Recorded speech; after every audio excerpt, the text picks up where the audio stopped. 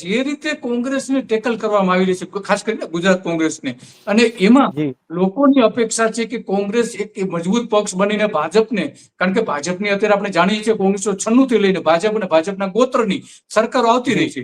તો આજે એને 30 વર્ષ થઈ ગયા છે જયેશભાઈ, અને લોકો હવે આ શાસનથી કંટાળી ગયા છે.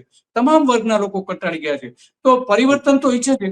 તો સ્પષ્ટપણે આમાં જે સંકેત મળી રહ્યા છે એ સંકેત એવા છે કે ભાઈ પછાત વર્ગનું રાજકારણ કરીને બાકીના બધા જે વર્ગો છે એ એક બાજુ કરી દેવા.